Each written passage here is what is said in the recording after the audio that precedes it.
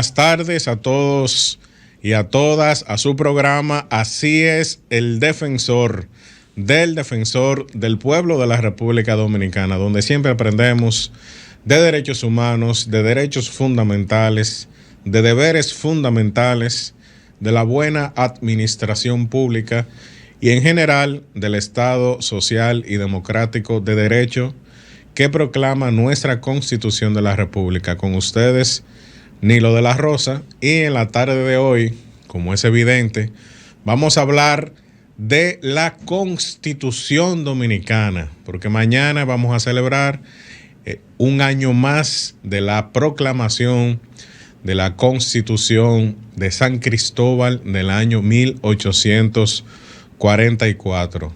Para esto contamos con nuestro invitado especial, el magistrado Hermógenes Acosta, quien fue juez titular del Tribunal Constitucional y también miembro de la Judicatura del Poder Judicial Dominicano durante toda su carrera.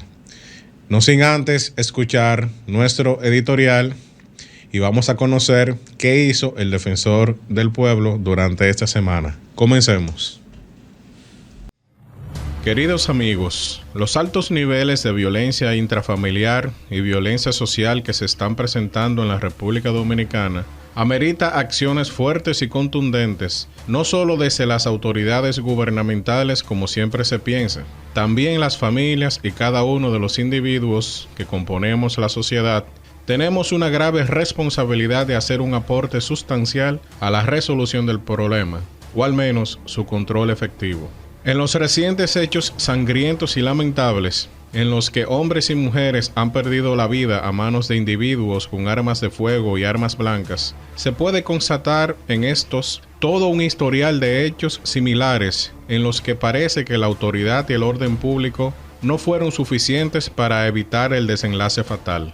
Es común encontrar en esos antisociales y enemigos de la dignidad y los derechos humanos antecedentes delictuales y criminales, tales como homicidio, asesinato, violencia de género, robo agravado, golpes y heridas e incluso tipos penales más complejos como estafas, extorsión y corrupción. ¿Cómo es posible que esos elementos anduvieran sueltos en las calles de nuestro país sin el más mínimo monitoreo o control por parte del Estado? Sin duda alguna, ciertas cosas no están funcionando correctamente en nuestro país. Ciertas cosas llaman a suspicacia. Ciertas cosas inquietan hasta el más bravo de los habitantes de la República.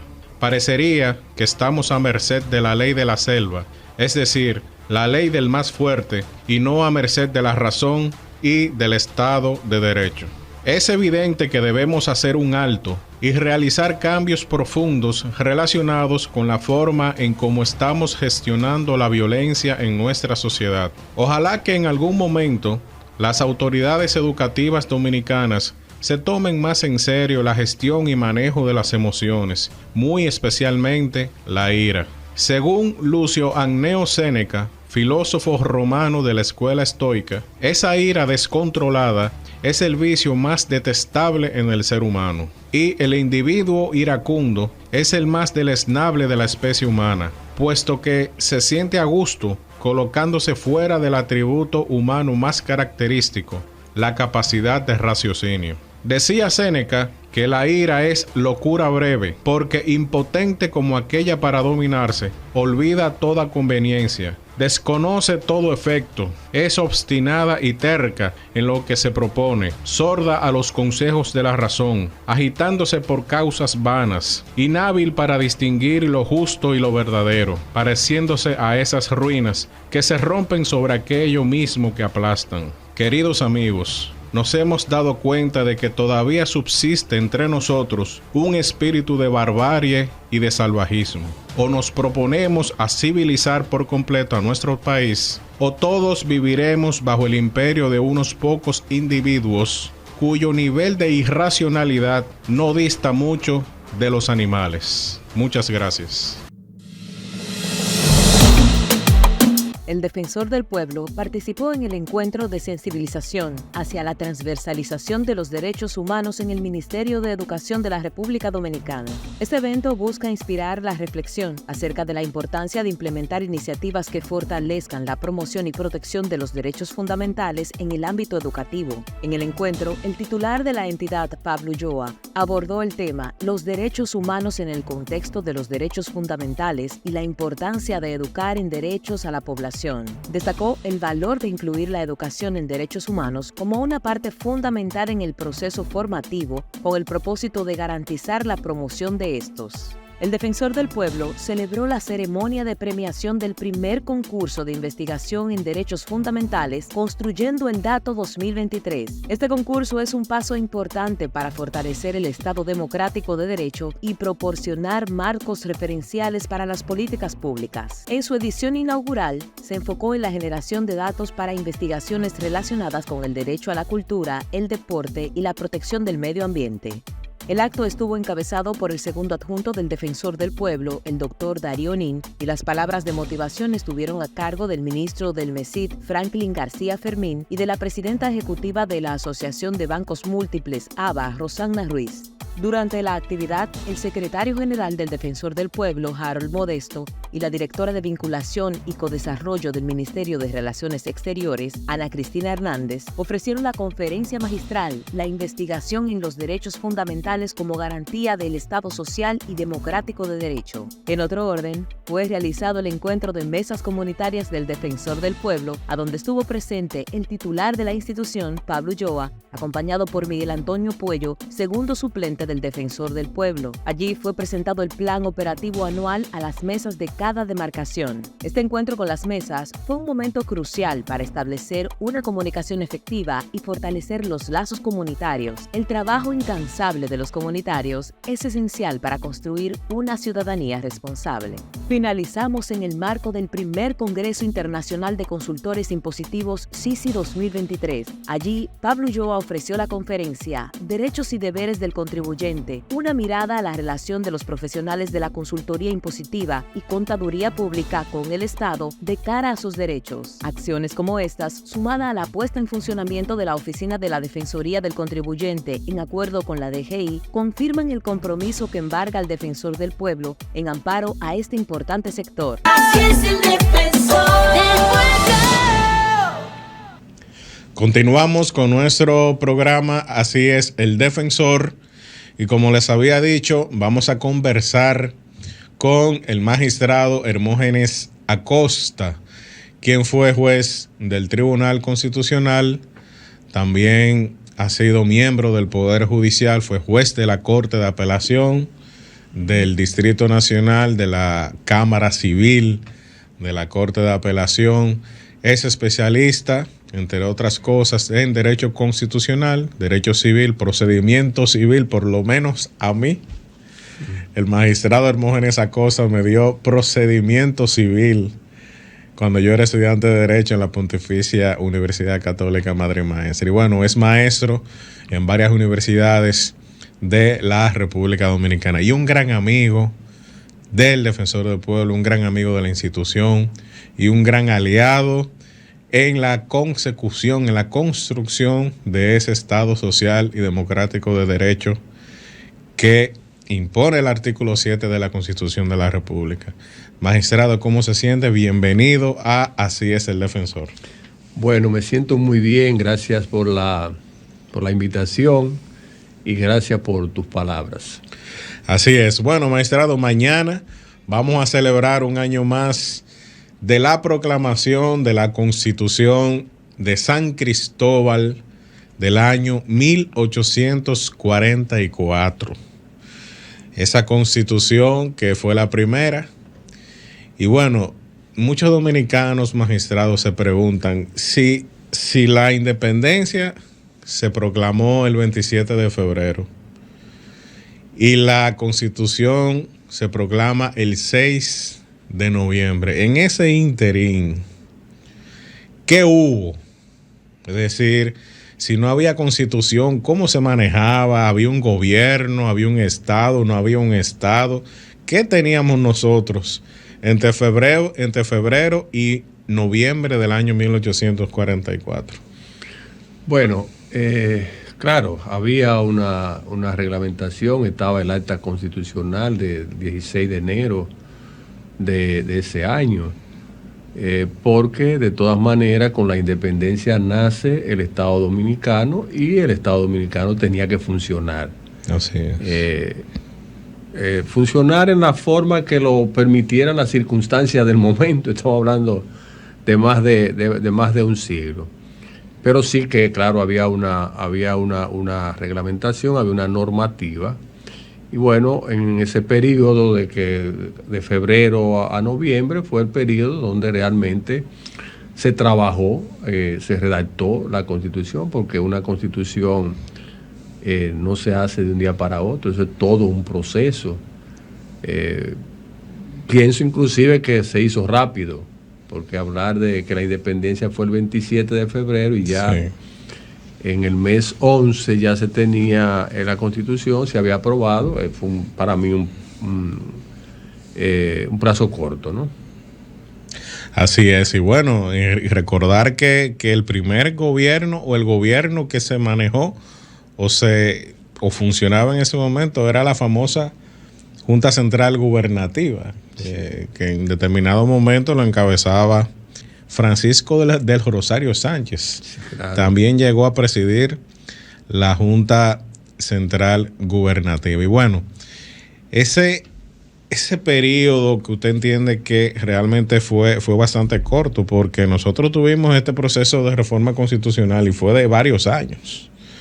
Sí. Que recuerdo que comenzó en el 2008 y ya no fue sino hasta el año 2010 que finalmente se proclamó la Constitución.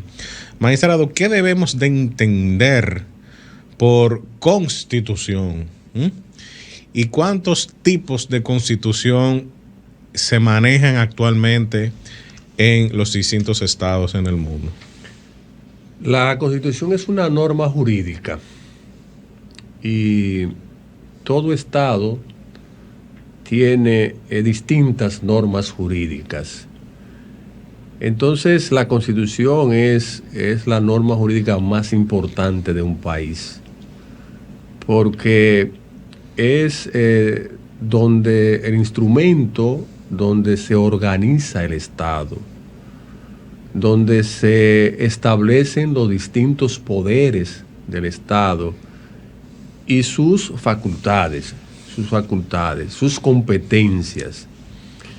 Pero además es el documento donde se organizan, estructuran los derechos fundamentales, los órganos encargados de la protección de los derechos fundamentales. Entonces, la Constitución es eso. La Constitución es la norma jurídica suprema. Y suprema significa que en ese orden jerárquico que existe en todo ordenamiento jurídico, ocupa el primer lugar. Muy bien. Y bueno, también hemos visto, magistrado, de que hay países que aparentemente no tienen una constitución como nosotros aquí en República Dominicana la concebimos, es decir, en una norma determinada, con una cantidad de artículos determinados, y bueno, y hay países como Gran Bretaña, el Reino Unido, o como Israel, que ellos se ufanan de decir, nosotros no tenemos una constitución escrita. ¿Cómo es eso de rígido, flexible, escrito o no escrito? ¿Cómo puede funcionar un país, y más países como esos que tienen un alto impacto en la humanidad como el Reino Unido o Israel? Bueno, sí, esa era la segunda parte de tu pregunta que no contesté, que es la que tiene que ver con los tipos de constituciones. Hay muchas clasificaciones. Una de esas clasificaciones es la que clasifica o las agrupas en constituciones escritas y constituciones que no son escritas. La primera constitución escrita del mundo fue la de los Estados Unidos, de 1776. Muy bien. Y como tú decías, en la actualidad, Gran Bretaña no tiene constitución, Inglaterra no tiene constitución escrita, tampoco Israel. ¿Cómo funciona eso? Bueno, cuando se dice que no hay constitución escrita, no significa que no haya nada escrito. Lo que no hay es un documento que recoja Muy un bien, solo documento, muy sino bien. que son, digamos, normativas dispersas. Que ellos consideran de rango constitucional. Claro. Muy bien. Porque no se puede. Imagínate, en pleno siglo XXI es imposible. Entonces, hay otro tipo de otras clasificaciones que tú la mencionaste. Algunas constituciones que son constituciones flexibles y otras constituciones que son rígidas. Las constituciones rígidas prácticamente han desaparecido. Porque la constitución es escrita, las rígidas eran como una especie de arma de doble filo. Tenía una parte buena y una parte mala. La buena era que realmente dificultaba su modificación y lograba la permanencia. Y la mala era que no lograba evolucionar. Y la sociedad evoluciona y con la evolución de la sociedad también tiene que evolucionar el derecho. Muy bien, bueno, excelente. Vamos a seguir conversando con el magistrado Hermógenes Acosta sobre esta norma tan importante para nuestros estados que es la Constitución de la República. Y bueno, hablando de este tema, vamos a una breve pausa y vamos a escuchar un capítulo más de nuestra Constitución animada para niños y niñas del Defensor del Pueblo. Adelante. Así es el defensor del pueblo.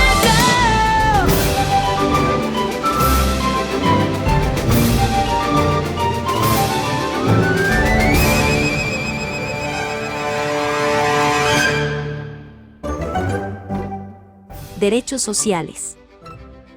Los derechos de la familia. En la República Dominicana, las familias son de suma importancia, ya que la familia es el fundamento de la sociedad y el espacio básico para el desarrollo integral de las personas. El papá o la mamá deben de compartir el desarrollo de sus hijos, sin importar que estén bajo matrimonio o no. Todos los hijos son iguales ante la ley. Derecho a la protección de las personas menores de edad. Para la familia, la sociedad y el Estado, es de suma importancia el interés del niño, niña y adolescente. Por ello, tienen la obligación de asistirles y protegerles para garantizarles un desarrollo integral y el ejercicio de sus derechos fundamentales. Derecho a la protección de las personas de la tercera edad. Las personas mayores a veces necesitan ayuda para cubrir todas sus necesidades, y es por esto que en nuestro país se les garantizan los servicios de la seguridad social. Derecho a la protección de las personas con discapacidad. Las personas con discapacidad son aquellas que tienen limitaciones físicas o mentales para hacer algunas actividades. El Estado promueve, protege y asegura el goce de todos los derechos humanos y libertades fundamentales de estas personas. Derecho a la vivienda. Tener un sitio donde vivir es una necesidad muy importante para todas las personas. Por ello, todos los dominicanos y dominicanas tienen derecho a vivir en un hogar con todos los servicios básicos esenciales, como el acceso al agua y a la electricidad. Así concluimos este episodio sobre algunos derechos sociales que tenemos en República Dominicana.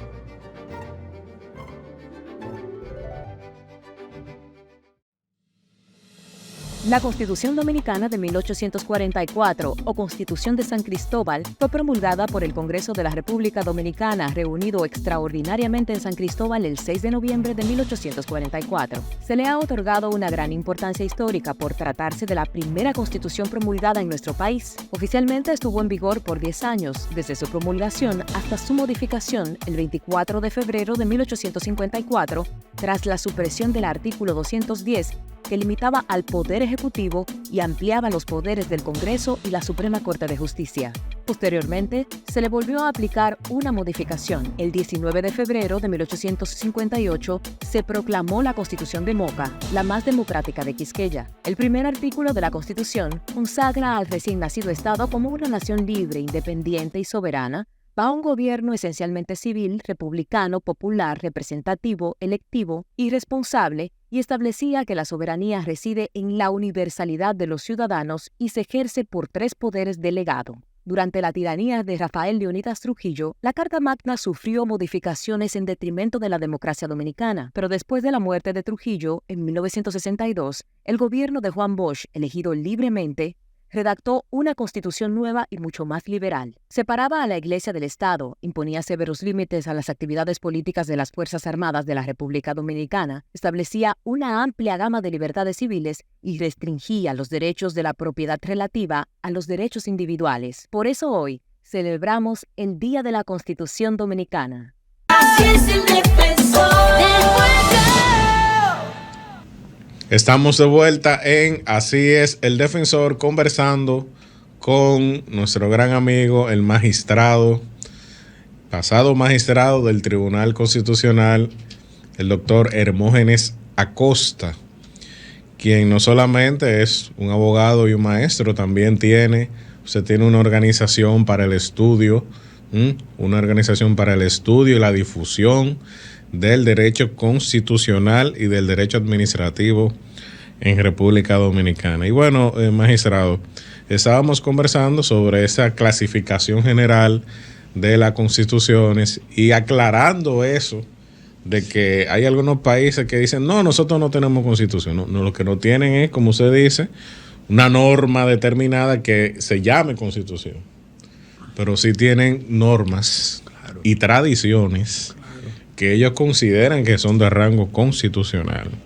Es algo muy importante que hay que entenderlo, porque no hay Estado sin constitución. Fíjate que quiero volver sobre ese punto. Uh-huh. El tema de las constituciones rígidas y el tema de las constituciones flexibles. Las rígidas, lo que se buscaba era la permanencia del texto. Es decir, que no fuera fácil modificarla. Eso era lo que se buscaba. Y eso no es malo, porque una constitución no debe estarse cambiando todos los días. Pero ¿qué ocurre? Que en el derecho nada es absoluto. Es decir, siempre hay que conciliar.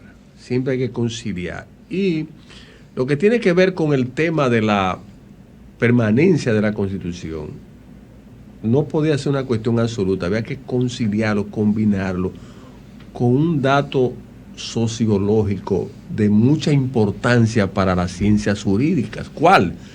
Bueno, que las sociedades evolucionan y el derecho debe evolucionar en la misma medida que evoluciona la sociedad. Así es. Actualmente, como decía hace un momento, son pocas las constituciones rígidas. Es decir, normalmente las constituciones de este siglo y del siglo pasado son constituciones que tienen un proceso de reforma o de revisión que es distinto al proceso de reforma y de aprobación de una ley adjetiva. O sea, es más complicado, pero es viable, que se puede hacer.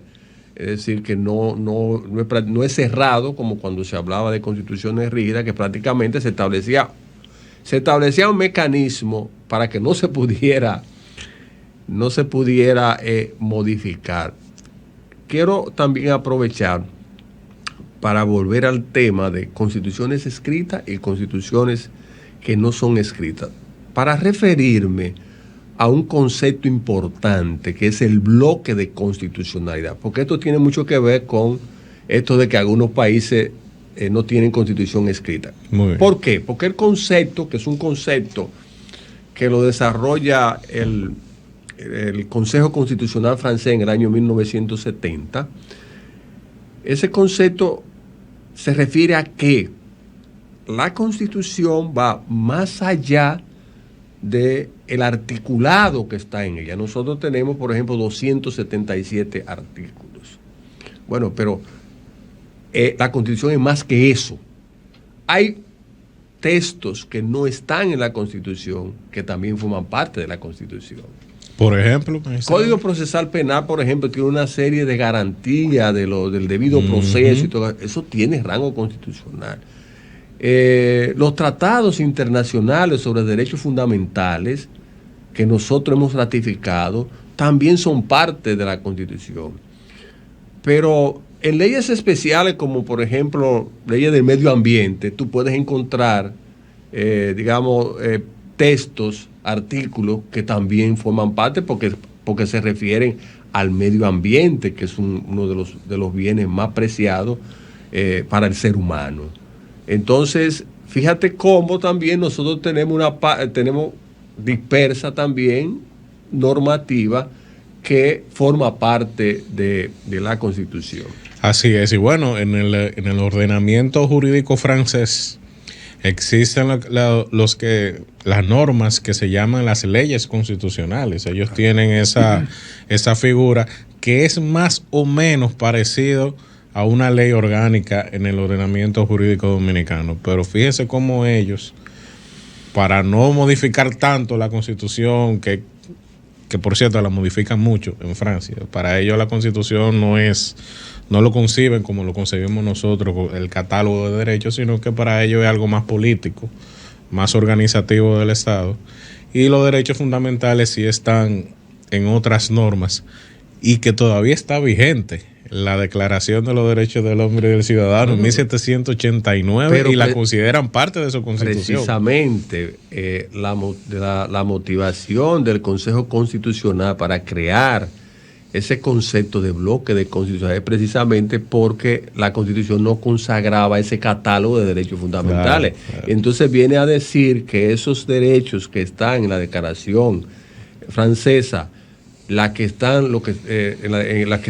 estaban en otras constituciones anteriores, formaban parte de la Constitución. Muy bien, eso es así. Magistrado, y usted habló de los tratados internacionales. Siempre ha existido ese debate de si los tratados internacionales están por encima o por debajo de la Constitución de la República.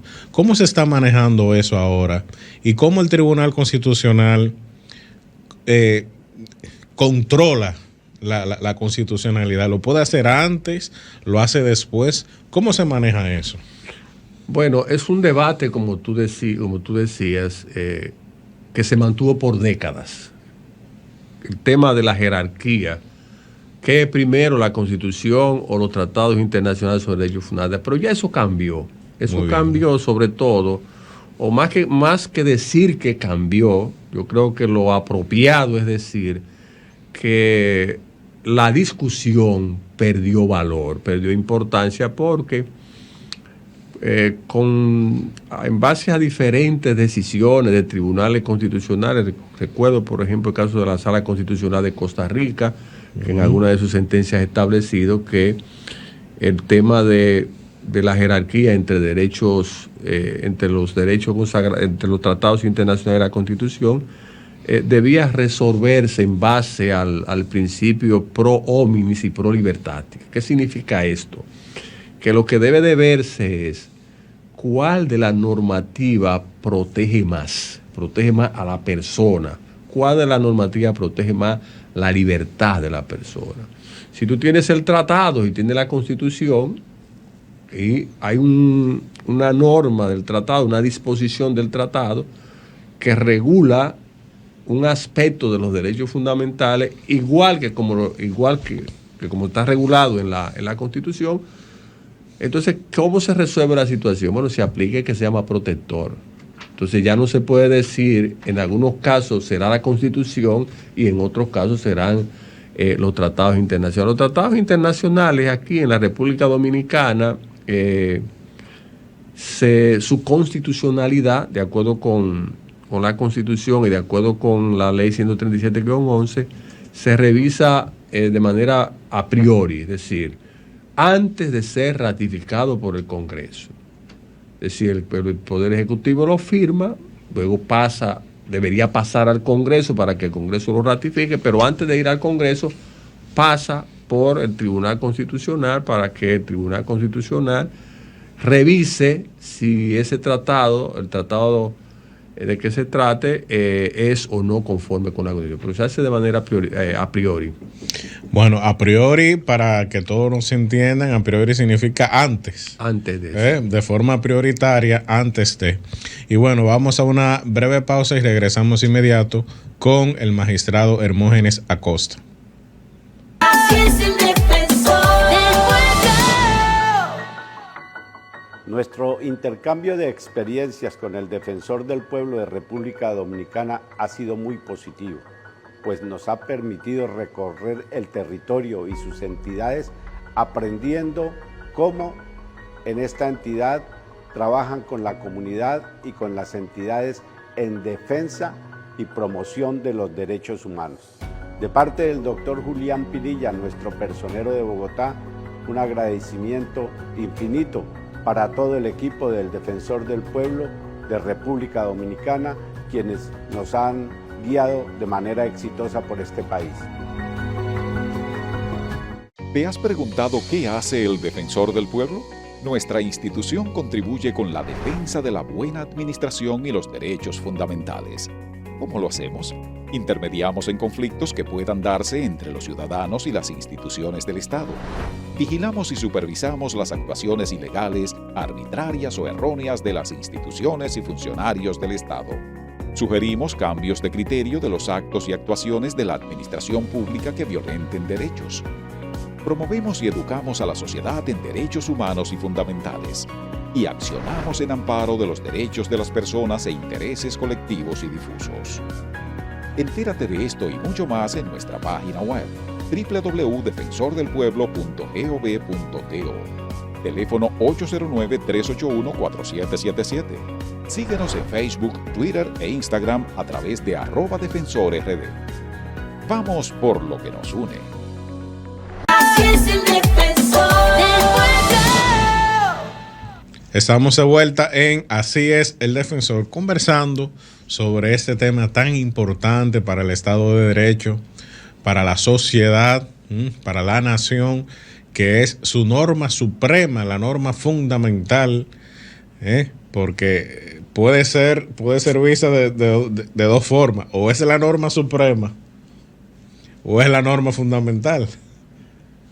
Puede verse de dos formas, y como quiera llegamos al mismo punto de que todas las normas tienen que estar en consonancia con la Constitución de la República. Y antes de irnos a la pausa habíamos hablado, magistrado, de ese control a priori, es decir, ese control que hace el Tribunal Constitucional previo a la ratificación de los tratados internacionales. Y una pregunta, magistrado: una vez es ratificado el tratado internacional, ya el Tribunal Constitucional no puede controlar la constitucionalidad de ese tratado. Yo se lo pregunto porque ese Tribunal Constitucional nació con la Constitución del año 2010 y luego vino la Ley Orgánica del año 2011. Pero nosotros tenemos toda una historia desde 1844 de tratados internacionales que no fueron controlados constitucionalmente. ¿Por qué? Porque no existía eso, esa figura no existía. Sí, bueno, la ley 137-11 deja abierta esa posibilidad. Muy bien. Deja abierta esa posibilidad, indicando que puede ser controlado a posteriori, después de ser ratificado, cuando se refiera a aspectos que no fueron revisados previamente. Eso es lo que establece. Para mí no es una norma buena. Para mí no es una norma buena porque eso entra en contradicción con la finalidad perseguida con el control a priori, con el control preventivo, para que se entienda mejor. ¿Qué es lo que se busca? Lo que se busca con el control preventivo es que cualquier problema de constitucionalidad que haya se pueda resolver antes de la ratificación. Porque después que un Estado ha firmado un tratado, así es, no puede pretender justificar una violación sobre la base de que entra en contradicción con el derecho interno, dentro de lo cual está la Constitución. Eso es lo que se busca con el control preventivo.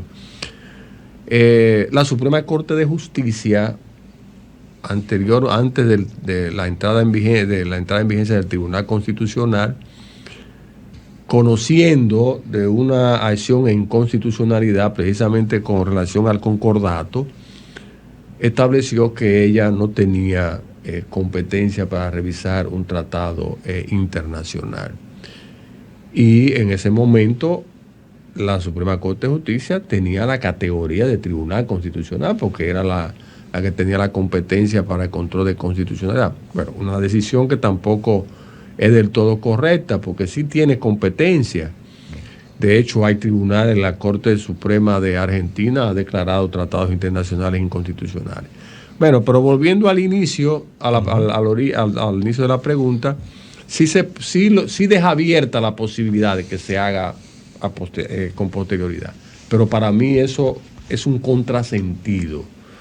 Primero porque decir que lo puedes revisar con posterioridad sobre aspectos que no revisó el Tribunal Constitucional no me parece sostenible, porque el Tribunal Constitucional, cuando le llega un control preventivo, no tiene límites, o sea, tiene que hacer una revisión total. Así es. No se justifica, no hay cómo explicar que si hay un vicio de constitucionalidad no lo pueda haber, porque lo revisa completo.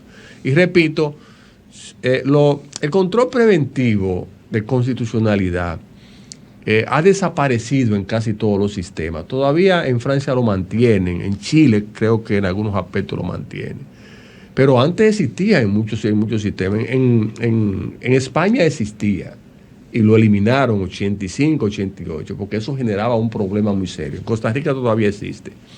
¿Por qué? Porque control preventivo sobre la ley. ¿Qué ocurría, por ejemplo, en España? Ocurría que cada vez que había una ley importante que estaba discutiendo el Parlamento, había una acción preventiva de constitucionalidad y ahí paralizaban el asunto.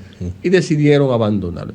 El control preventivo se ha quedado en algunos países con relación a las leyes, pero en la mayoría ya no existe. En la mayoría lo que existe sí es el control preventivo de los tratados internacionales, porque eso sí es necesario. Porque lo que ocurre es que la ley involucra a los poderes públicos de un país y a los ciudadanos, pero el tratado internacional involucra al Estado con otros estados. Entonces es un tema muy delicado. No, y lo que se busca también, magistrado, es tratar de fortalecer de alguna u otra forma un ambiente de seguridad jurídica internacional. Claro.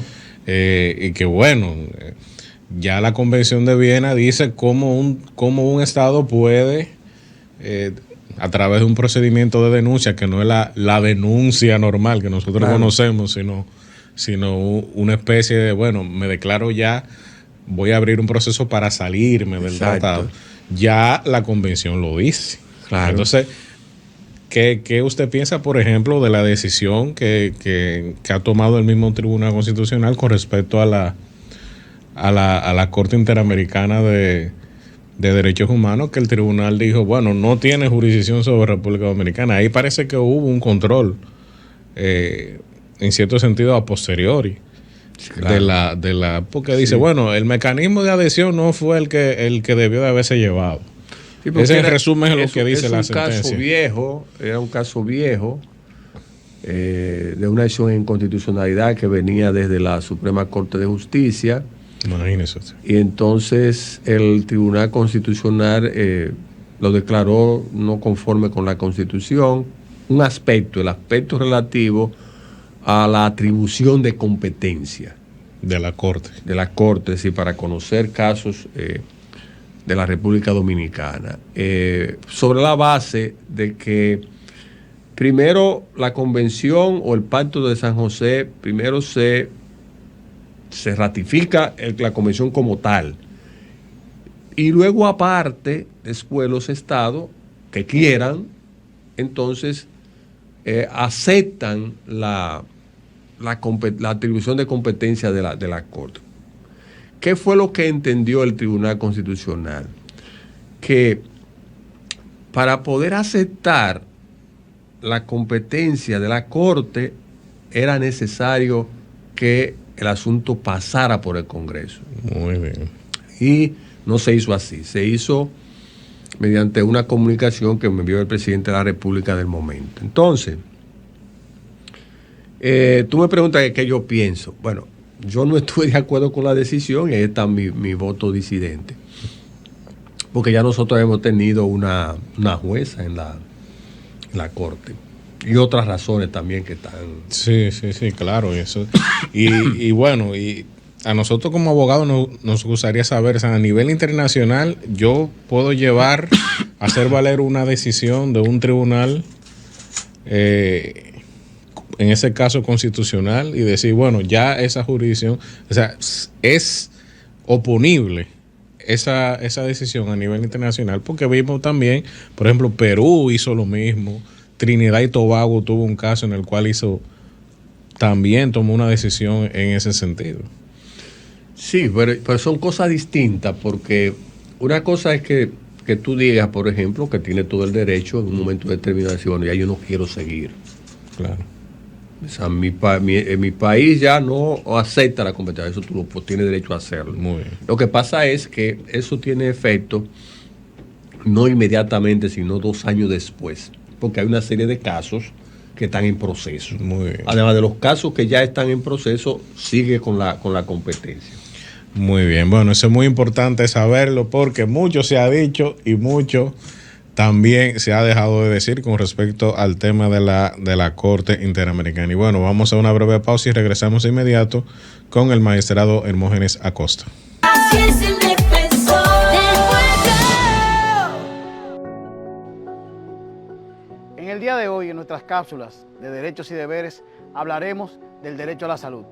Ese artículo 61 que tanto a los dominicanos le incide en su desarrollo y en su vida diaria. El derecho a la salud, en nuestra Constitución del 2010, es consagrado como un derecho fundamental.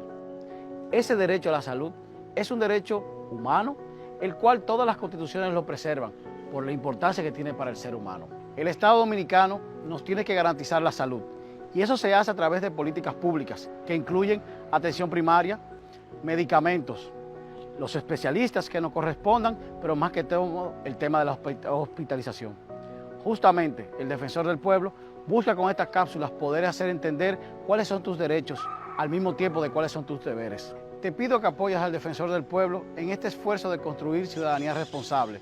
¿Cómo? Compartiendo estas cápsulas. Sé parte de esa construcción a través de la difusión de este tipo de mensajes de derechos y deberes que son tan importantes para nosotros, pero al mismo tiempo genera una confianza de parte de ustedes para nosotros. Gracias. Así es el defensor del pueblo. Estamos de vuelta en Así es el defensor, conversando sobre este tema de la Constitución como norma, la Constitución como catálogo de derechos, la Constitución como manual de organización del Estado, como catálogo de principios y valores de la nación. Magistrado, los norteamericanos, muy específicamente los estadounidenses, se sienten muy orgullosos de decir que su constitución, que usted la mencionó, que fue proclamada en 1776, la Constitución de Filadelfia, ellos dicen que nunca la han modificado. Entonces uno siempre oye, y bueno, la enmienda tal, la enmendaron en tal año. Bueno, parece que aquí hay un tema de conceptos, porque no es posible, ya el magistrado lo mencionó, no es posible mantener una norma, y más de esta categoría, pétrea, de piedra, como si fuese el Código Hammurabi, y la sociedad avanzando por 300 años y decide supuestamente que usted no la modificó. ¿Cuántas veces, primero, si hay una diferencia entre modificación y reforma, porque parece que no es lo mismo, y cuántas veces lo hemos hecho nosotros aquí en República Dominicana? Porque se ha dicho mucho de que, bueno, 40, otros dicen que fueron 38. ¿Cuántas veces nosotros hemos tomado la Constitución y la hemos modificado por una razón u otra, que no nos vamos a meter en ese tema? Claro. Bueno, los estadounidenses tienen una manera de modificar la Constitución que es a través de las enmiendas, sin dudas. Las enmiendas no, eso es imposible que una sociedad pueda tener una Constitución intacta desde hace siglos, pero también lo hace la Corte Suprema de los Estados Unidos con su sentencia. Claro, no modifica la Constitución, pero actualiza la Constitución, es decir, le da una interpretación a la Constitución conforme a la realidad actual, porque no puede ver la Constitución como la vieron, como se vio hace siglos. Hay dos conceptos muy modernos que prácticamente se están convirtiendo en un paradigma. Se diferencia el tema de la reforma constitucional con la revisión constitucional. La reforma constitucional es aquella que modifica aspectos de la Constitución que no son aspectos de los más esenciales. Digo de los más esenciales porque todo lo que esté en la Constitución es esencial.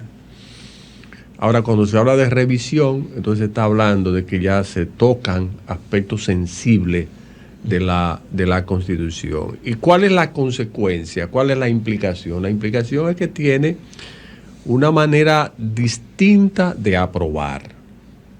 Por ejemplo, en el caso nuestro, y también conozco el caso de Costa Rica, el caso de España, que el de nosotros sigue más o menos esos dos sistemas en la cuestión que hablamos.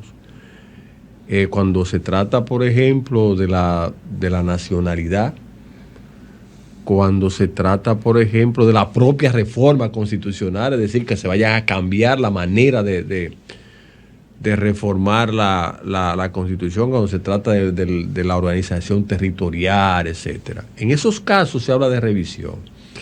Y luego que la reforma, las modificaciones se han aprobado en el Congreso, siguiendo el mismo procedimiento, hay un solo procedimiento, siguiendo el único procedimiento que hay, entonces, para que tenga validez, debe ir a referendo aprobatorio. Ese es el sistema que tenemos ahora en República Dominicana. Por primera vez. Por primera vez. Por eso digo que el tema de esta diferencia es reciente, de las últimas décadas, digamos, y no es el caso específico, digamos, único de la República Dominicana. La mayoría de muchas constituciones tienen ya esa diferenciación. Profesor, pero en el año 2015 hubo una modificación de la Constitución de la República y no hicimos referéndum. ¿Cuál fue el argumento en esa ocasión? Bueno, se entendió que realmente no entraba dentro de lo que era la revisión.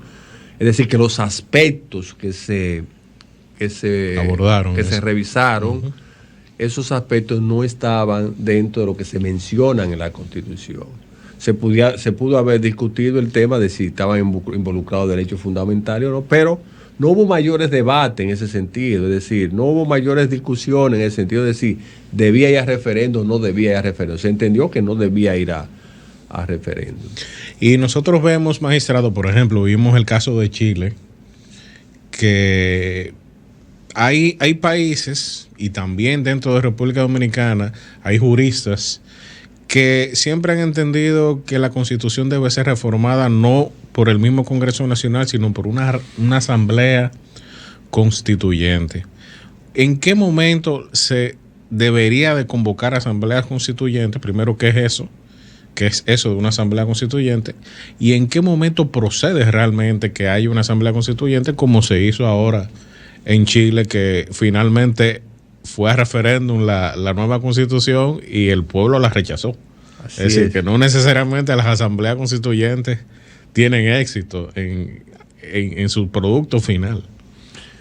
Bueno, eso ocurre cuando prácticamente la Constitución se va a cambiar, cuando prácticamente va a ser una Constitución nueva. Tú mencionas el ejemplo de Chile, que lo vimos en los periódicos, lo vimos en las redes.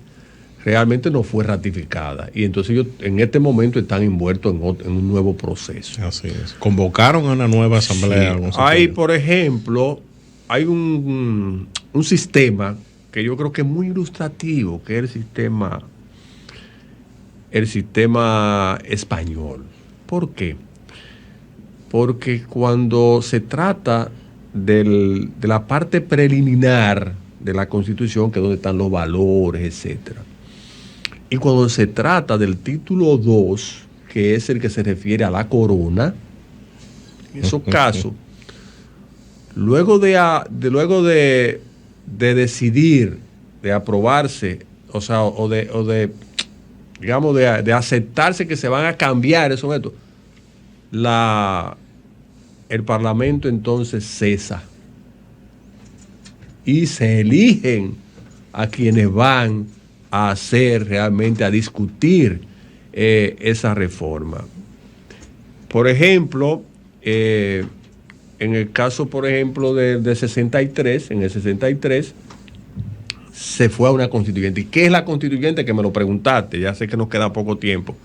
¿Qué es la constituyente? Bueno, son legisladores que se eligen y se convocan para eso. Para eso. Es decir, que no tienen una facultad general. No. Solamente o sea, que para no ese es tema. el legislador que fue elegido en un proceso, sino que fueron para eso. Muy y bueno, bien. en cuanto a las reformas, ¿cuántas reformas tenemos? Que me preguntaste, lo que se entiende que hay 39 reformas, desde 1844 a 2015. Generalmente se encuentra que son muchas, pero no son tantas. Yo creo que el problema no es que sean 30 o que sean 40, el problema es que sean reformas necesarias, porque los mexicanos deben ir por la número 300 y ya. Y los franceses ni hablemos.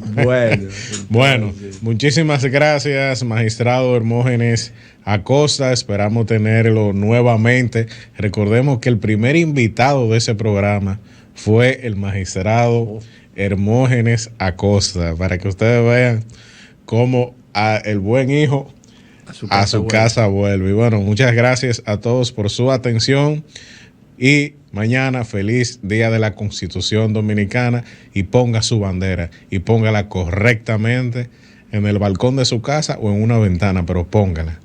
A todos ustedes, muchas gracias por su atención y nos vemos en un futuro próximo. Hasta entonces. Así es. El que está para ti te da la mano. Deje los derechos de cada ser humano. Siempre contigo caminando a tu lado. Así es el defensor. Así es. Amigo bueno y pleno. Así es el defensor del pueblo. Así es. El que educa y da orientación. Así es el defensor del pueblo. Si no pudiste sintonizar, Así es el Defensor, en vivo los domingos por Sol 106.5 FM, te invitamos a que visites nuestro canal de YouTube Defensor del Pueblo. Cada lunes subimos nuestro programa radial al canal del Defensor del Pueblo. No te lo pierdas, suscríbete, activa la campanita, dale me gusta y comparte.